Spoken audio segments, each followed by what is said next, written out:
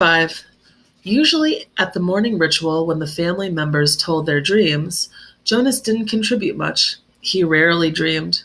Sometimes he awoke with a feeling of fragments afloat in his sleep, but he couldn't seem to grasp them and put them together into something worthy of telling at the ritual. But this morning was different. He had dreamed very vividly the night before. His mind wandered while Lily, as usual, recounted a lengthy dream, this one a frightening one, in which she had, against the rules, been riding her mother's bicycle and had been caught by the security guards. They all listened carefully and discussed with Lily the warning that dream had given. "Thank you for your dream, Lily," Jonas said, the standard phrase automatically, and tried to pay better attention while his mother told of a dream fragment, a disquieting scene where she had been chastised for a rule infraction she didn't understand.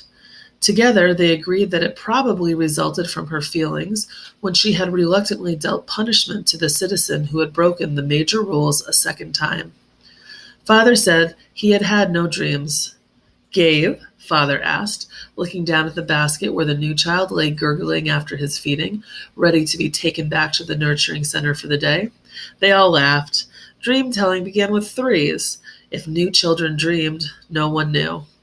"Jonas?" Mother asked. They always asked, though they knew how rarely Jonas had a dream to tell. "I did dream last night," Jonas told them. He shifted in his chair, frowning. "Good," Father said. "Tell us." "The details aren't clear, really," Jonas explained, trying to recreate the odd dream in his mind. "I think I was in the bathing room at the House of the Old." "That's where you were yesterday," Father pointed out. Jonas nodded. But it wasn't really the same. There was a tub in the dream, but only one, and the real bathing room has rows and rows of them. But the room in the dream was warm and damp, and I had taken off my tunic, but hadn't put on the smock, so my chest was bare. I was perspiring because it was so warm. And Fiona was there, the way she was yesterday. "Asher too?" Mother asked. Jonas shook his head. "No, it was only me and Fiona, alone in the room, standing beside the tub. She was laughing, but I wasn't. I was almost a little angry at her in the dream because she wasn't taking me seriously." "Seriously about what?" Lily asked. Jonas looked at his plate. For some reason that he didn't understand, he felt slightly embarrassed. "I think I was trying to convince her that she should get into the tub of water." He paused. He knew he had to tell it all, that it was not only right, but necessary to tell all of a dream. So he forced himself to relate the part that made him uneasy. "I wanted her to take off her clothes and get into the tub," he explained quickly. "I wanted to bathe her. I had the sponge in my hand. But she wouldn't. She kept laughing and saying no." He looked up at his parents. "That's all," he said. "Can you describe the strongest feeling in your dream, son?" Father asked. Jonas thought about it. The details were murky and vague, but the feelings were clear and flooded him again now as he thought. "The wanting," he said. "I knew she wouldn't, and I think I knew that she shouldn't. But I wanted it so terribly. I could feel the wanting all through me." "Thank you for your dream, Jonas," Mother said after a moment.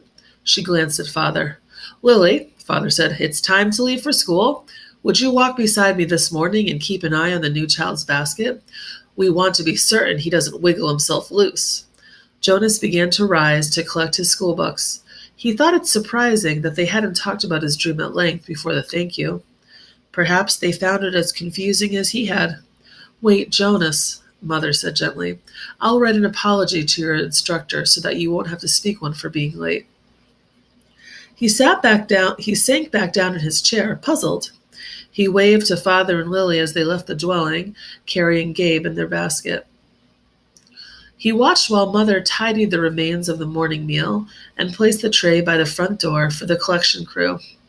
Finally, she sat down beside him at the table. "Jonas," she said with a smile, "the feeling you described as the wanting, it was your first stirrings. Father and I have been expecting it to happen to you. It happens to everyone. It happened to Father when he was your age, and it happened to me. It will happen someday to Lily. And very often," Mother added, "it begins with a dream." Stirrings. He had heard the word before.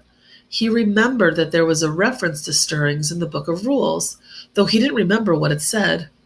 And now and then the speaker mentioned it. Attention, a reminder that stirrings must be reported in order for treatment to take place. He had always ignored that announcement because he didn't understand it, and it never seemed to apply to him in any way. He ignored, as most citizens did, many of the commands and reminders read by the speaker. Do I have to report it? He asked his mother. She laughed. You did, in the dream telling. That's enough. But what about the treatment? The speaker says treatment must take place. Jonas felt miserable. Just when the ceremony was about to happen, his ceremony of 12, would he have to go away someplace for treatment? Just because of a stupid dream? But his mother laughed again, in a reassuring, affectionate way. No, no, she said. It's just the pills. You're ready for the pills, that's all. That's the treatment for stirrings. Jonas brightened. He knew about the pills. His parents both took them each morning, and some of his friends did, he knew. Once he had been heading off to school with Asher, both of them on their bikes, when Asher's father had called them from the dwelling doorway. You forgot your pill, Asher. Asher had groaned good-naturedly, turned his bike, and ridden back while Jonas waited. It was the sort of thing one didn't ask a friend about it, because it might have fallen into that uncomfortable category of being different. Asher took a pill each morning. Jonas did not. Always better, less rude, to talk about things that were the same.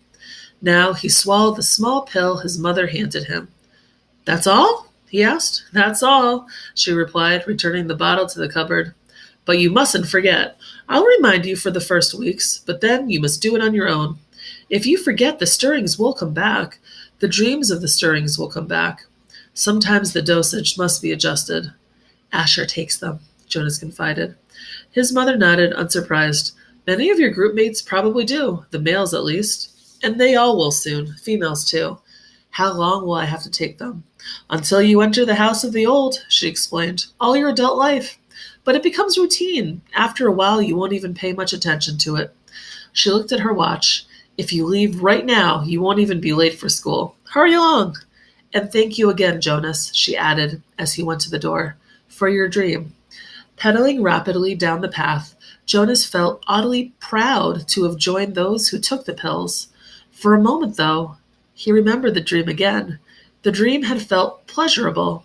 Though the feelings were confused, he thought that he had liked the feelings that his mother had called stirrings. He remembered that upon waking, he had wanted to feel the stirrings again. Then, in the same way that his own dwelling slipped behind him as he rounded a corner on his bicycle, the dream slipped away from his thoughts. Very briefly, a little guiltily, he tried to grasp it back. But the feelings had disappeared. The stirrings were gone.